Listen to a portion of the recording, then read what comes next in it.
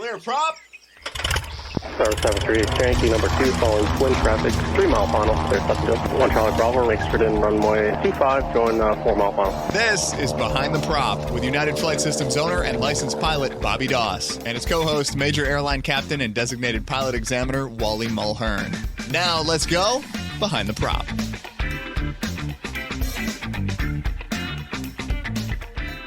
What's up, Wally? Hey, Bobby, how are you? I am fantastic. We have another guest today, kind of another aspect of aviation that we haven't talked a lot about, up to this point anyway.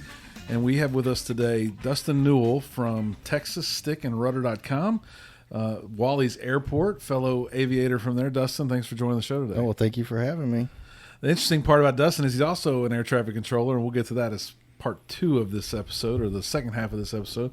But as we prepped a little bit here, I fell on my sword, and I've never even been in a tailwheel aircraft before. I don't think I've ever even climbed on one. You've got thousands of hours, and we're going to have a good conversation. Wally, do you have a tailwheel endorsement? Well, actually, the first time I flew a tailwheel airplane, I think it was prior to 1986. So you didn't need one. Oh, so, wow. Legally, I'm legal, but I certainly would not go out in a tailwheel airplane today without proper instruction. Yeah. So on your website, you talk about training and acrobatic training and CFI spin training. So you do a lot of stuff up there. Tell us a little bit about your background and how you got into aviation, for starters. I started, this will be my 30th year. So I was 14 when my mom got me my first lesson in Springfield, Missouri. And I was hooked ever since. Now, I didn't finish until my early 20s. So I think I got my license at 24, so it'd be 20 years with the license. And I finished up here in Conroe when I got out of the military. But then took a hiatus with kids, raising kids. And common story. We all heard that. No money, or lack of money. And but one day I decided, I said, man, I've got to finish my private. And the GI Bill, I still had it. It was just sitting there and not being utilized. And finished my private and went in and applied the rest of the GI Bill money to finish my instrument. And then there was an accident up there that kind of touched me pretty bad. Masashiro Kawa and the twin was a fatal accident in Conroe. So I kind of hung it up for a little while up there. And then after the kids kind of got a little bit older, I said, you know what, it's time to finish this. And ended up doing my commercial in my Super Decathlon, and I did the check ride in that, and then I did my CFI in the Super D. So yeah, it was kind of not neat. the common aircraft for a commercial check ride. No, sure. It wasn't, and it was very challenging. That day was probably one of the worst. It was blowing 35, and I took it with Wanda Collins actually up here, and she was laughing the entire way. I was going to say, if somebody's going to be in the back or in the front, I'd have it to be Wanda. Oh yeah, and she was sitting back to me. She's like, "What's her altitude?" And I'm like, it was all over the place. It was pretty bad. I mean, we stayed within limits, but yeah, it was extremely rough. And we got back and landed. She's like, "Man," she goes, "that was a very interesting check ride." I said, "Yeah, it was rough." No, I bet. And Wanda gave me my commercial check ride a couple of years ago now. Yeah. So I did it more the traditional route in a 172 that was one that I'd flown quite a bit as well. So always loved aviation, just got into it. How did you find that bug that we all talk about? Well, I grew up in little small part, Fort Leonard Wood, Missouri. Dad had access where we could go out to Fort Leonard Wood's Cannon Range and get in the tower and watch the fighters and stuff out there. And so that always really intrigued me. But then, it really just kind of being around them, staring up at them, looking at them. I never had a family member that was a pilot or nothing.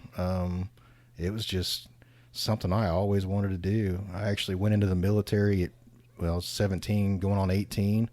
Went straight in to work on planes. I was an aviation electrician working on EA6B Prowlers and VAQ 129 and VAQ 134, which was an Air Force Expeditionary Squadron. So we actually were a Navy squadron with Air Force pilots, which was pretty interesting. That was a whole nother topic to watch that happen in the intermingle of them squadrons, but pretty neat. So with I've just always wanted to be around airplanes. Always.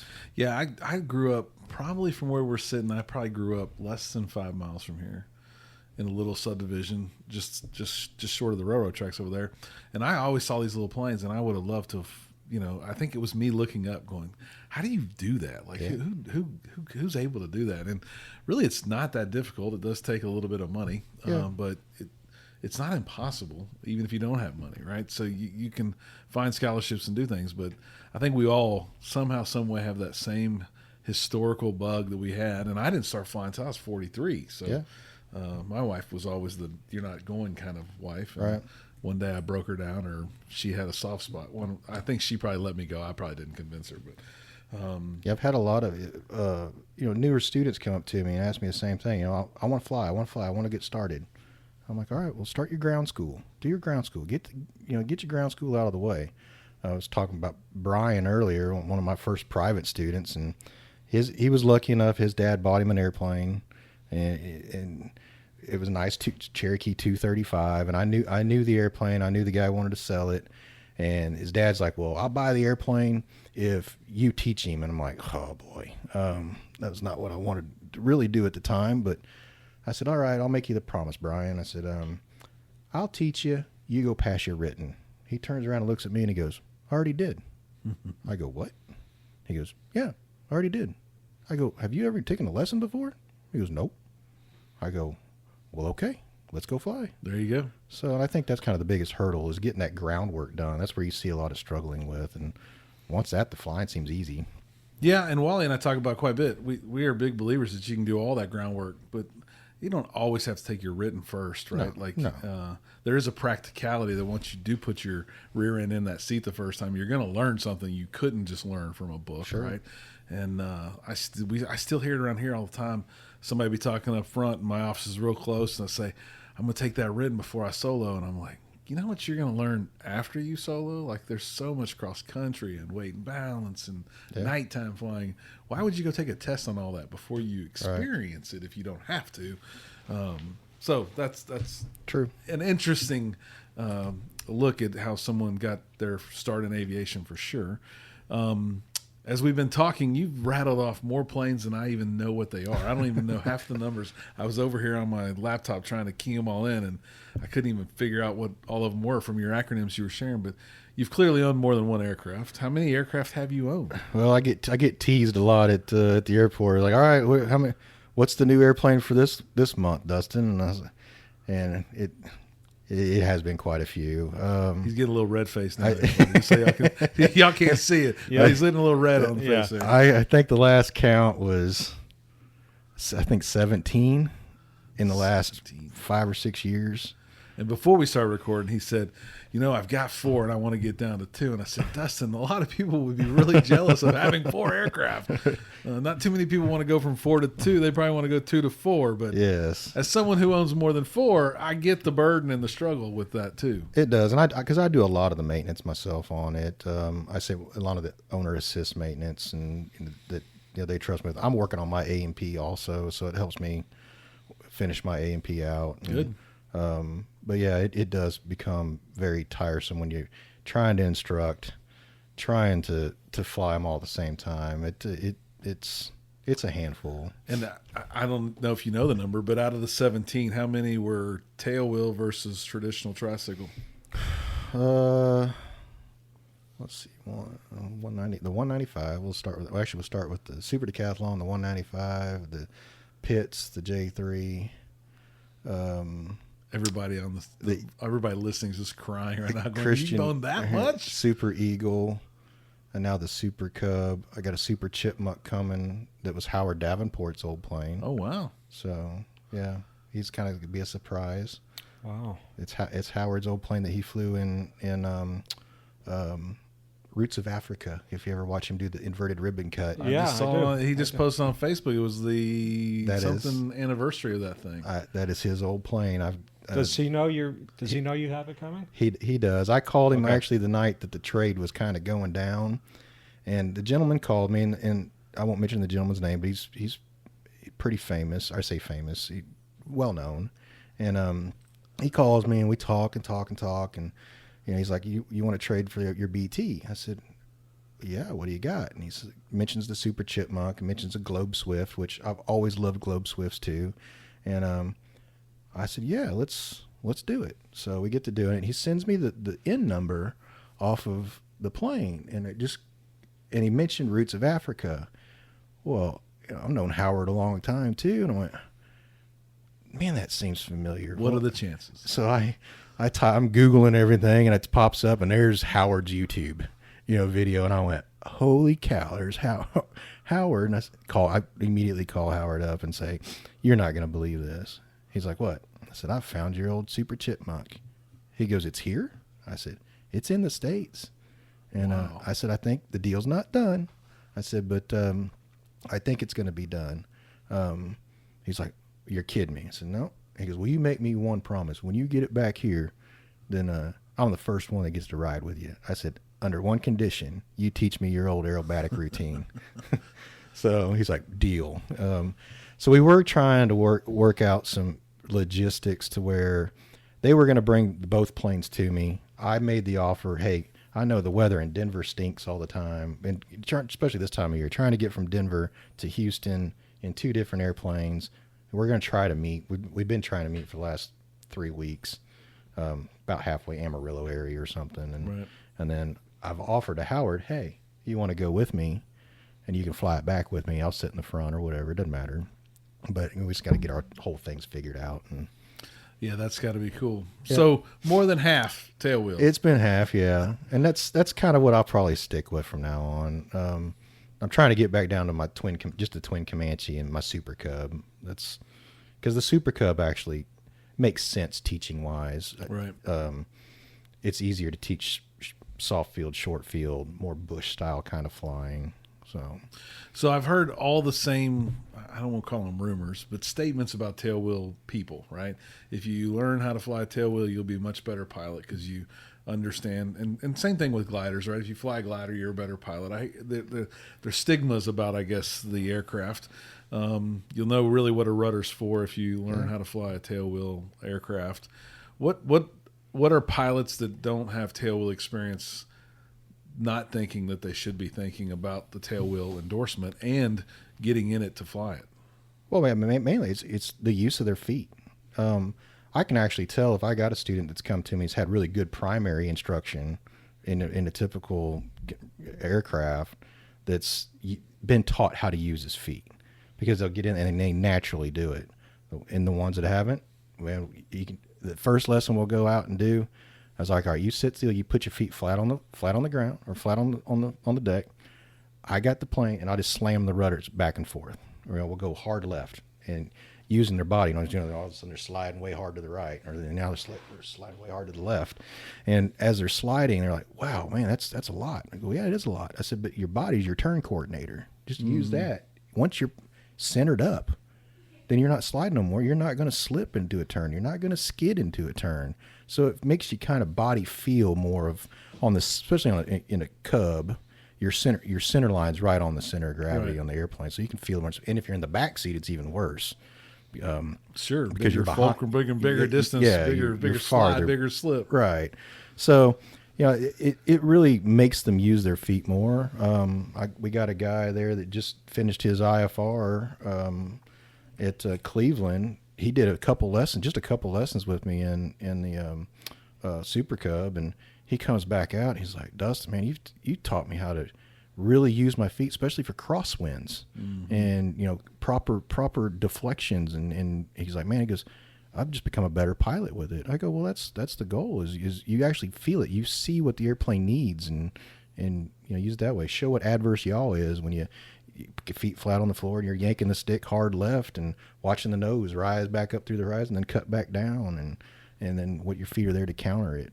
So it's a unique skill. Yeah.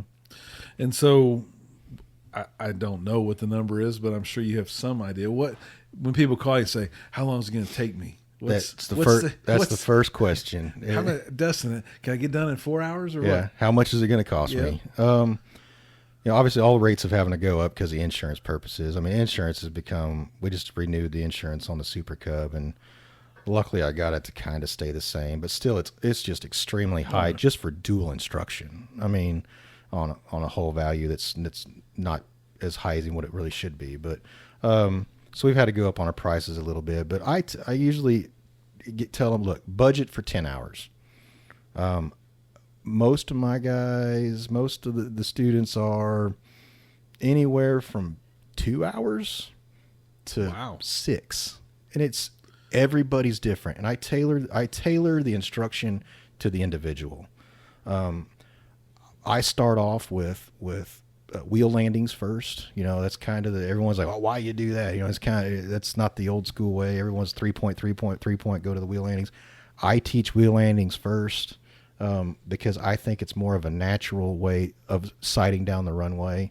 Plus, you get to actually fly the airplane off, to the runway, onto the runway, and then stop.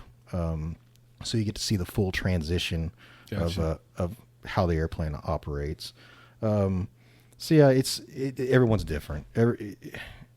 Well, I know that. I own a flight school. I was just asking because that's what everybody's thinking out there listening to this show right now. How many hours does it take? And I've heard the variances of those things. We thought about throwing a deal out there. I've been kind of pondering it around Don't do it. Of a fixed cost, because if I kind of look at it, if I can't get you through it, I'll eat the costs. Right. Because we do, and I do have guys. I've got guys that drive all the way from Austin, because it is. I wouldn't call it a dying art. It's just you don't find a lot of tailwheel instructors. Joy down here in, I think she's out of West Houston. Yeah, I've heard her name. I'm not sure where she's at. Joy, fabulous, one of the best instructors. But she's slowing down. She doesn't want to do it as much anymore, and she's starting to send people my way, and she's not taking new students. And there's just not a lot. I wouldn't call it quality. There's just not a lot of other individuals that do it on certain sides of town. Well, I don't know if it's a feeling or reality, but are there as many tailwheel aircraft out there available to GA pilots as there are tricycle? Not really rental wise. I mean, there's some clubs. Maybe on people's farms and, maybe the crop dusters of the world still. But, yeah. I mean, not in hangars around here. There's not that I know of. I know of a couple yellow planes. We'll say they're all Cubs. And then a couple of, maybe one Decathlon on Yankee. And that's all I know on this field, really. Maybe a Pitts or two, but you're talking 5 or 6 aircraft out of the 100 that are hangared here. It's a pretty small percentage in the grand scheme of things. It is, yeah. I would agree with that. There's not a lot at Cleveland. There's only, I'd say 4. Yeah, maybe. And most of those are experimental home builds, aren't they? RVs, yeah. There's two or 3 RVs. Maybe with the RV market, there's a little bit higher than 5 or 10%, but that's just, we can't teach in them. We can't learn in them, right? Yeah. So you'd have to be tailwheel proficient probably before you even went to start building or thinking about getting an RV. Yeah, and the RV, I've flown every single one of the RV series, and you talk about just fantastic airplanes. I mean, they fly great, they land good, they don't have any bad habits. We were talking about bad habits the other day on a Murphy Rebel that was built on our airport. That's almost gotten some people in some trouble just because it's just a poorly designed tail, poorly designed area on it, and it scared me a couple times. Well, you've flown a lot of stuff, and before we started, you told a little bit of a scary story that you bought a twin, and you flew the twin home. Tell that story about when you got to the airport, your home airport there. Oh, with Conroe. Oh, that NIMC. That was the bought the Turbo Arrow, then brought it back from Fort Leonard Wood, Missouri. And ended up trying to shoot the approach into Conroe, and of course battled a 50-knot headwind, 45-knot headwind all the way home, getting tight on gas. Luckily, I was talking to Hugh McFarland, the fellow controller, is on the approach side, and I go to sit up for the approach and trying not to, the RNAV going into 1-4, and trying not to shock cool that turbo, and real high, and I go to drop the gear, no gear, and I'm like, oh boy. And my old IFR instructor was with me, and I was like, "Did you feel the gear come down?" He's like, "Nope." I said, "I neither." We ended up ultimately having to go miss. We're in the clouds, trying to Bluetooth and call. I'm on the phone. He's flying the plane. I'm on the phone with the previous owner, trying to Is there a trick to get Yeah, this it's like, gear down? am I missing something? Because this is not. I had quite a bit of time in an arrow. I said, I'm missing something that I'm not doing right.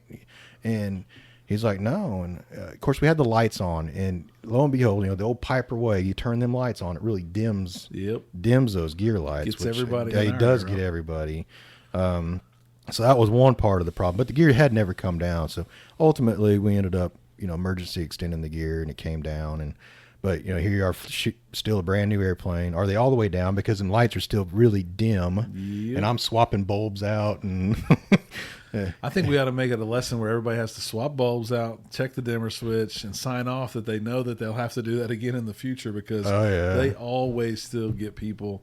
Yeah. I would bet there's been more low passes by the tower in our arrow than real landings, because people they forget to turn those lights back on after a night flight. Yeah, and I turn them off. And turn them off. Yeah, because out of all the ADs ever on Piper arrows and stuff like that, it's like, why would you not fix those lights to be a toggle switch or something? It just not a dimmer. I never understood that.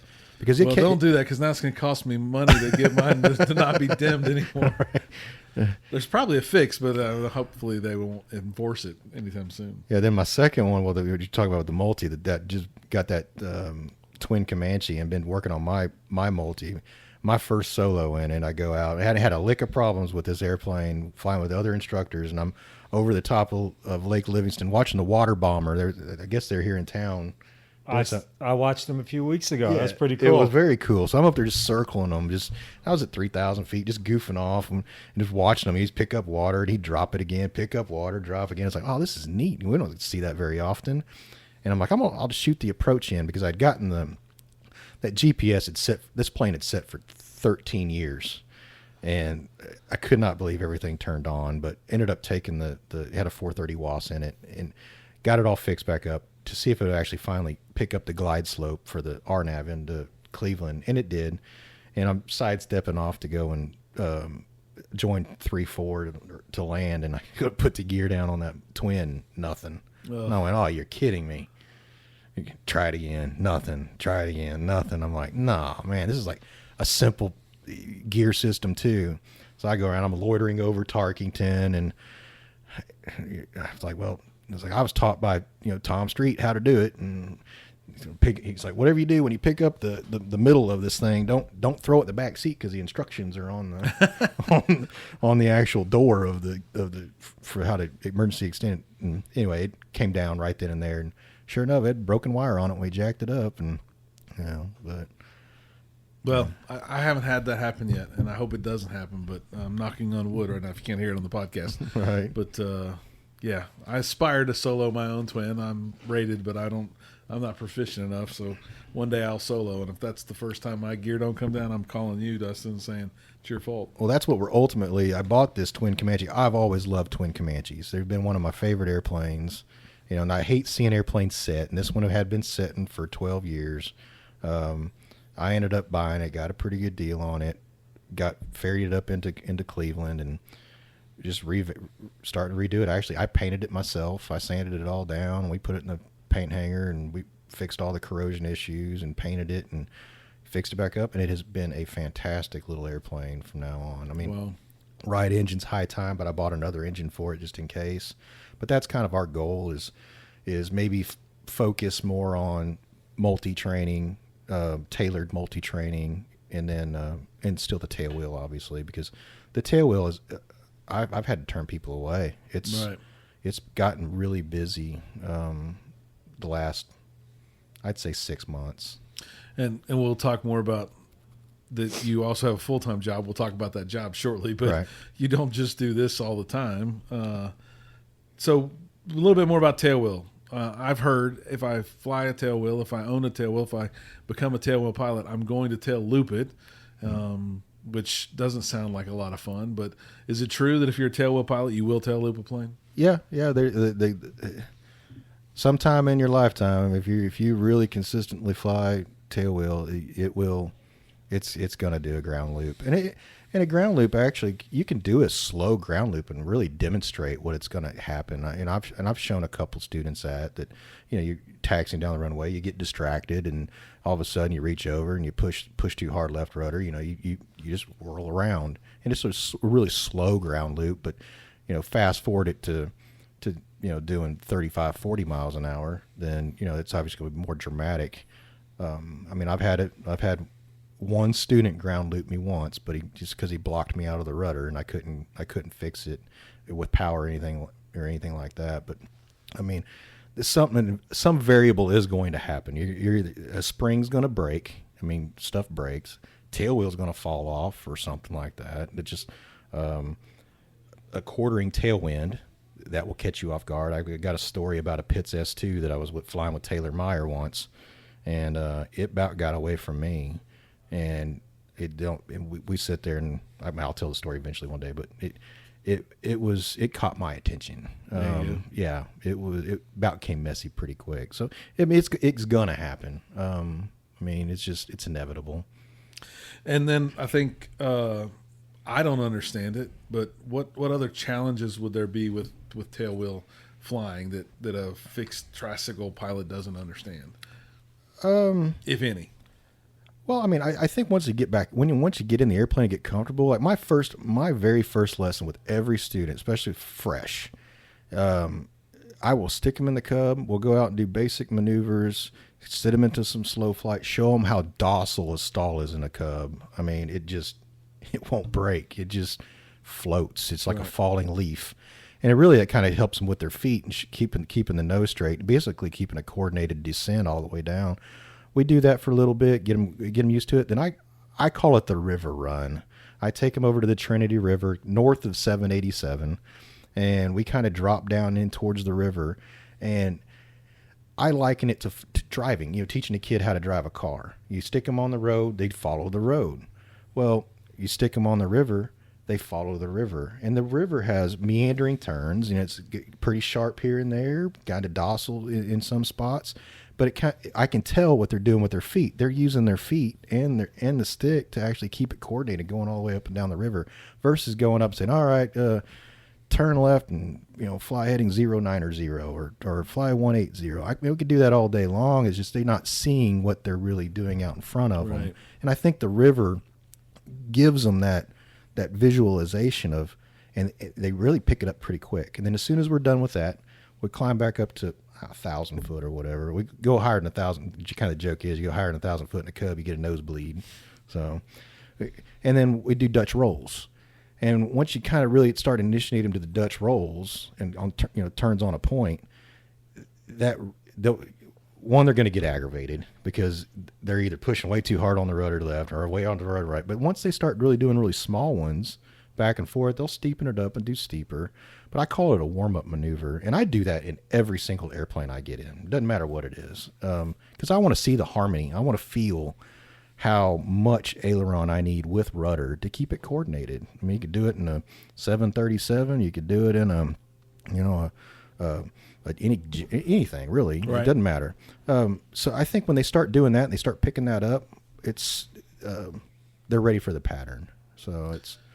And the final saying, I think, goes that if I become a tailwheel pilot, I'm a better pilot, right? And I think through all we've talked about, I don't know how you could become better if you learned and felt all these things on a regular basis and knew these inputs were counteracting each other or helping the plane stay coordinated. Surely you're going to be a better pilot. Yeah, I think so. I think, I was taught by, I call the best. The Tom Street. If you ever meet the man, his teaching abilities, 1 hour with that guy in the airplane is 10 hours with any other instructor.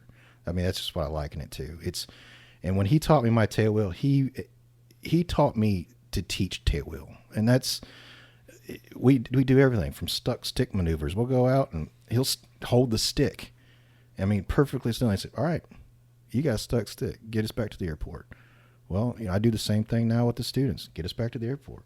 Get us back to the airport environment. We're not going to land it, but get me down to 30 foot, 50 foot. Give me the treetop level. Show me where we're going to survive this.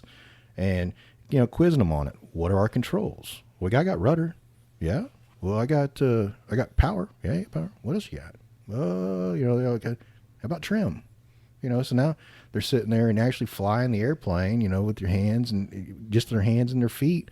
And it proves to them that they can get back to the runway environment. And is it going to be pretty? Probably not, but at least we're going to live more than we can likely. walk away from it more than likely.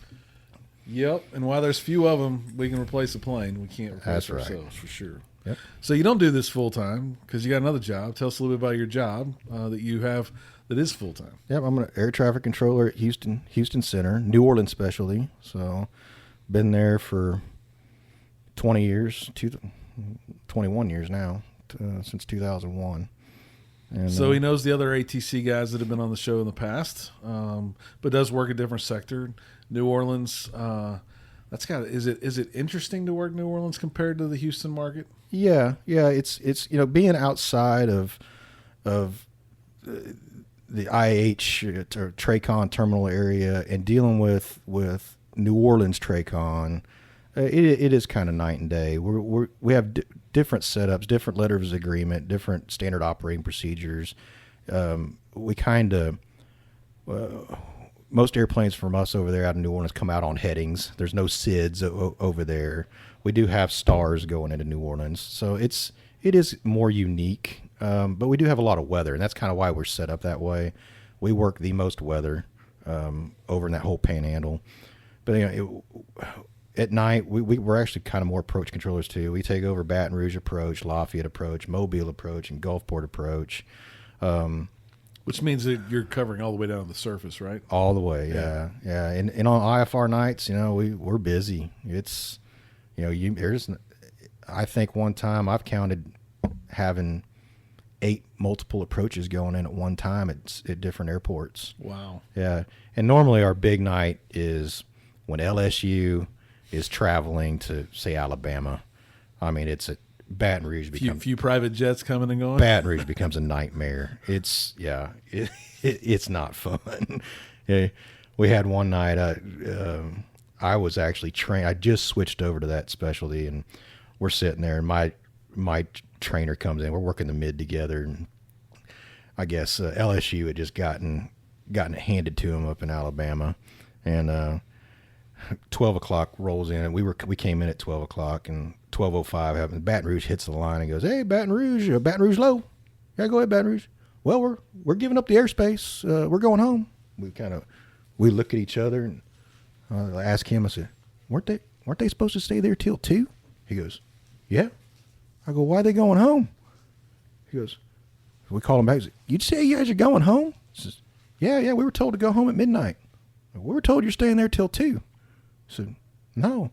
And here we got a freight train. We got 12 lined up going, and with us it's 1 in, 1 out, and it's IFR. It's turning IFR at Baton Rouge, and we look at him. He looks at me. And he's like, "Well, what do you want to do?" I said, "I guess we're gonna put our big boy britches on and have some fun tonight." And it was a mess, but it ended up working out. Ended up having to divert the actual football team. Oh wow. To New Orleans. So I'm sure that was not a very pleasant ride back home on the bus, apparently. But it's a challenging job. I love it. It's fun. I mean, I got 4 more years left, and I can retire. So I'm kind of set. It's the whole thing with my tail wheel and teaching, instructing, finishing my commercial. That's kind of what I'm aiming at to see. It may be your full-time job then one day. Maybe. I've got a couple other aspirations. I've had 3 aspirations growing up as an aviator, and I think everybody always has a goal, wanting to fly on. Mine was always wanted to be an astronaut. Well, I know that ain't going to happen anymore. I mean, that's out of it. I wanted to be a fighter jock. Well, that's probably not ever going to happen. And I wanted to be a crop duster. So I've always loved farming, grew up on the farm. So I last year I got an opportunity to fly some crop dusters down here in Anahuac from an owner who trusted me with his air tractors. And so this year I'm kind of setting up and doing that, helping them out, trying to learn the aspects of crop dusting. And then so now you're in a turbine tail wheel. So we'll see how that works out. And interesting. Yeah, I'm kind of hope that works out even more. So well, we hope it works out for you. Yeah.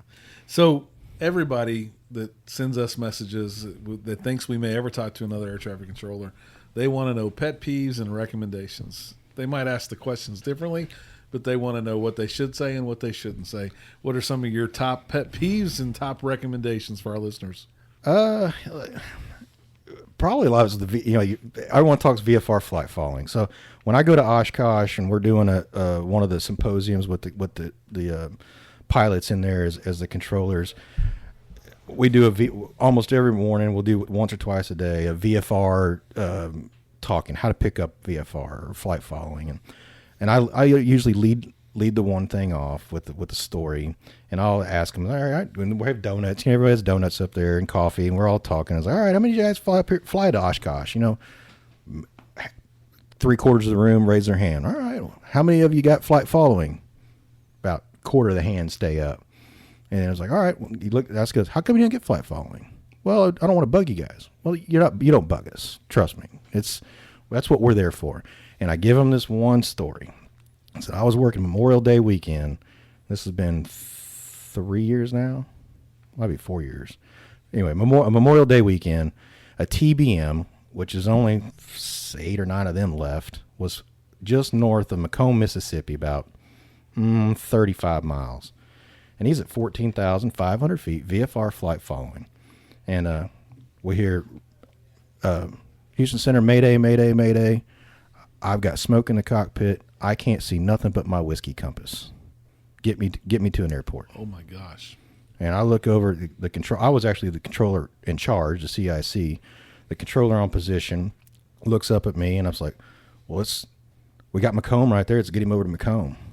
So he kind of gives him a whiskey compass vector to Macomb, and he starts trucking towards it, and he's holding altitude pretty good, but you could hear in his voice he's getting pretty worried, and he's getting closer. He's about 30 miles away, or 20 miles away at the time, and he finally comes over and he goes, Houston Center, we got him on the speaker so everybody can hear what's going on, and he goes, Eric, I usually get kind of touched up when you talk about this, but the guy goes, hey, Center, you got time for a question or info? I was like, yeah. Controller goes, go ahead. He gives us 2 phone numbers. One's to his wife. He says, call my wife, tell her I love her. The other one's to my mechanic, tell him I'm sorry. I'm like, oh, man, wow. This guy's really worried. And and this is how we work behind the scenes as controllers. What pilots don't see is we're coordinating everything for you at that moment. I look up the airport facility directory. I call the manager at Macomb. I can actually see a couple of airplanes working in the pattern. I call them and say, hey, can you get on the CTAF frequency, get these guys down? We got an emergency inbound, and can you call the fire trucks for us? Because the fire trucks aren't far away, but they're not on the airport like a big airport. Right. They get the fire trucks there. He gets in. He ultimately lands safely, and he calls us back and says, guys, I can't thank you enough. I was like, well, hey, that's what we're there for. So after I tell that story, usually to a lot of them guys, they pick up flight following because, I mentioned to him that if he would not been on flight following and he would have been sitting there, all he can see is a whiskey compass. He can't reach down and grab that iPad and look up for flight and go, what's my nearest airport? He can't see it. So, we give him an option for where he can at least get somewhere, get closer to an airport environment, and it's more survivability of it. Well, more so even if you're listening on guard or any other radio you might be on, they might not have you bugged up. You might not know where they're at. So somebody's screaming Mayday, Mayday, Mayday, that's not going to help them just because they're listening and they're on a frequency. No. The fact that and you're watching them is the big reason why you can help that guy so much. You know where he's right. You know his direction of travel. All that stuff. So you can really, really help. Exactly. And he couldn't even, at that time, he wouldn't even be able to get to the transponder to squawk 7700 to say, hey, I've got an emergency. He couldn't see it. All he could see was the whiskey compass. And when he finally got down, and called us and talked to us, he's like, I think that thing carried, he said 30 something gallons of oil. He had 5 left. It had blown the whole bottom cylinder out of that He thing. wasn't going to go much farther. Nope. No. Wow. It was just lucky. So after I kind of give that story, I think it's to promote the VFR flight following because a lot of students are scared. They don't want to talk to us. And, I get a lot of students now, even on the tail wheel, that have their private. I'm like, you want to talk? we're in a non-controlled airport. No, I don't want to talk. I'm like, well, okay, I'll do the talking. I'm okay with that. I said, but you got to get comfortable talking. And that's probably one of the hardest things to teach. But the controllers are like that too. So when controllers are learning to control, a lot of people don't know how we actually train, but we do what's called D-side training and R-side training. So when you're D-side training, you're just an associate. You're helping the R-side who's transmitting out to all the aircraft. But as soon as they're done with the D-side stuff, they move over to the R-side stuff. And I'm an instructor at work too. And I sit down with a new guy and I say, all right, let's just get your out of the way right now. My I said, you're going to hit that button. Your first transmission is going to go, So it happens to them too. Yeah, so it happens to them all. They do the exact same thing. And it's sure enough, they'll hit the button and go, United. It's like, see, let's get the out of the way right now. So we're all just human. Right? That's right. That's exactly right. So that's sounds like a little bit like a pet peeve and a recommendation, all in the same thing. Any others to share with the listeners? I mean, not really. A lot of set your flight plan up. If you want to do multiple approaches at airports, set it up. Set your flight plan up so we know, because a lot of guys will put in, I want to go from Gulfport to Hattiesburg. Okay, well, we think you're going to stop at Gulfport or at Hattiesburg and we're done. Well, then they get up there and it's like, oh no, I want to do 3 approaches and then head back to Gulfport. Well, then now here we are. We're having to put all this back in, re-coordinate everything. If you just put that in the flight plan, and that's what the beauty of ForeFlight and the systems are versus having to call and file a flight plan. You can, when you hit that button on ForeFlight and you send that to us, it's snap of a fingers. It comes right to us. It's that instant. So your recommendation is Gulfport, Hattiesburg, Gulfport. Well, no, you can put a delay in your flight plan, like a delay 10 minutes or 15 minutes. And then in the remarks section of your flight plan, you could put requesting multiple approaches at Hattiesburg. Yeah, that really helps us out a lot because we're not used to doing center controllers. Approach controllers, they're more used to doing practice style approaches and stuff like that. But a center guy is not. When we think you're going to that airport, we think we're done. Well, and Clay said some of the same stuff. That if you know you're going to do 3 at Conroe, just tell me when you first start talking to me. Let me know. I also think you're done, right? Or I'm not going to be messing with you. Like, don't go missed and then call me right back and say, can we do it again? Yeah. And then go missed and say, can I do it again? Like, just say, I'm going to do 3, like you said, right? So right. That's a good tip for everybody else. And we do it on an as-to basis. I mean, sometimes we're just swamped. We don't have the abilities center-wise to do a lot of vectoring into ILSs and stuff like that. We're just going to give you to the initial approach fix, let you do the procedure turn, and go back inbound, unless we have the time to be able to vector you into the final approach course. Right. Well, awesome. I'm sure we'll ask you to come back on the show someday, sure. Dustin. We really appreciate you sharing your tail wheel insights, sharing a little tips and tricks there with air traffic control, and I'm sure we will talk to you soon. Wally, anything to add? I do want to say one thing, Dustin. You set us up nicely for a future show. You said you wanted to be a fighter pilot and an astronaut. We might be having one of those as a guest here in the next couple of weeks. Oh, that'd be awesome. So stay tuned. Yeah, I've already seen a video of them talking from space, so stay tuned for sure because it's going to be an exciting conversation. If you want to talk about flight time, they got a lot of flight time Absolutely. Flying around this big globe of ours. So as always, stay in front of the tail wheel and behind the prop. Fly safe, everybody. Thanks for checking out the Behind the Prop podcast. Be sure to click subscribe and check us out online at BehindTheProp.com. Behind the Prop is recorded in Houston, Texas. Creator and host is Bobby Doss. Co-host is Wally Mulhern. The show is for entertainment purposes only and is not meant to replace actual flight instruction. Thanks for listening, and remember, fly safe.